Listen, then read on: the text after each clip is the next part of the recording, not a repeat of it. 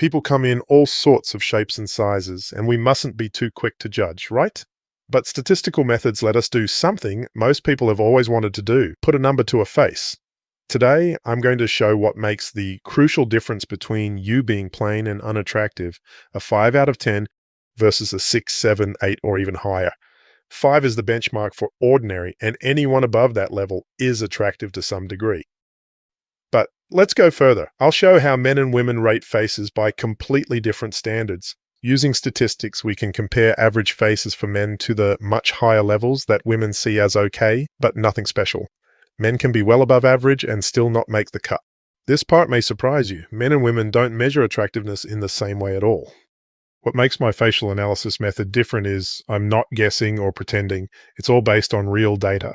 I've collected neutral, unfiltered photos of 100 men and 100 women, a full range of faces. No makeup, no filters, no special lighting, just standardized images. They're mostly white faces to keep the comparisons consistent. Each one has been rated by over 3,000 people. These aren't just my opinions, and it's not a computer making predictions. These are average scores for attractiveness based on how real people responded to each face. I also made a few small corrections. Some people had bad shots or got rated higher just for smiling. The focus here is on the face itself, not the photo quality. This is reality, not the online version of beauty. These are real people, and this is how real faces should normally be rated. When someone is rated 5 out of 10 for looks, you might think, hey, that's average, just a normal looking person, but not really. Part of the reason is that on a 10-point scale, when you rate something from 1 to 10, there is no true middle point. The 10 scores break into two halves, from 1 to 5 and from 6 to 10. 5 is in the bottom half, so 5 is not really average, it's on the border. The top rated 5 is very close to average, but being rated a 5 signals you're actually slightly below.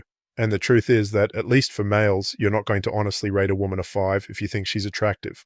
We have a binary way of thinking. It is natural and mentally easier to divide a group of people into two halves than to give precise ratings. That places a 5 rating close to average, but in the bottom half. Something that supports this idea is that men mostly rate women from 4 to 7. Among this group, 4 and 5 are the low scores, while 6 and 7 are the high ratings. So that makes a 5 slightly worse than mid. Getting a 5 for looks isn't some sort of crime, and it happens easily. People don't realize how little it takes to fall just below average. We tend to notice flaws more than strengths, so even 1 or 2 issues can drag a rating down. Take the young man on the left. His curly hair sits low, just above the eyebrows, compressing the upper face and making the eyes appear even smaller. When someone already has smaller recessed eyes, this kind of hairstyle makes the problem worse.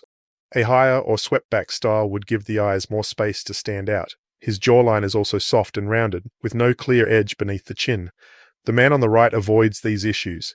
His eyes are larger and more open, which gives the face energy and alertness. The jawline runs in straight lines, with a defined angle near the mouth that adds strength to the lower face. These features together create a more solid, balanced appearance, enough to lift his rating above average. Attractiveness isn't just about symmetry. Facial tone matters. The woman on the left has a soft, rounded face with little definition in the cheeks or jaw. There's no taper or visible angle where the jaw meets the neck, suggesting poor muscle tone. That tends to hide positive features she may have, making it nearly impossible to be good-looking. A tighter face and leaner body could improve her looks dramatically. The woman on the right may not be naturally exquisite, but she avoids major weaknesses. Her jawline is firm, there's light contouring under the cheeks, and she looks fit. That level of tone can make someone physically desirable, and her face is rated above average. But there's a big issue around what counts as average that I haven't covered in detail yet, and that's the skewed perception many women have, not just of male looks, but of their own visual appeal. I call it the double confusion delusion. It's where women not only overrate themselves, believing they're more attractive than they are, but also expect to match with men who are far better looking because they think those men are average. That's the delusion, inflated self-image plus underestimated male looks. The result is that average women end up looking down on average men. A woman who is a solid 5, maybe 40th percentile, sees herself as a 6 and wants a man who's about her equal. But to her, equal means someone who's actually a high 7, maybe even top 15%. That's a massive mismatch. In one OkCupid study, women rated 80% of men as below average in looks. That wasn't based on personality or income, just face ratings. Meanwhile, other research shows that women rate themselves higher than outside evaluators do. A study published in Personality and Individual Differences found women scored themselves on average a full point higher than independent observers. On top of that, social media and selective exposure to male influencers, actors, and models distort the baseline even further. The men they see and remember aren't normal, so their idea of what counts as average is totally off. The end result is that ordinary men become invisible, and ordinary women think they're settling, when in fact they're aiming too high. That's the double confusion delusion, and it explains much of the frustration in dating today, especially widespread dissatisfaction with the options presented. In contrast, men tend to rate women more accurately, with ratings closely following a normal distribution. Most men also have a fairly realistic view of their own looks, with fewer overrating themselves. That doesn't mean men are immune to delusion, but on average their perceptions line up much better with objective ratings. Being a 5 means you're normal, not ugly. You're starting from neutral. With a flattering haircut, some physical fitness, and better posture or grooming, it's not hard to shift up into solid 6 territory. And if you're a man in this range, don't take rejection personally.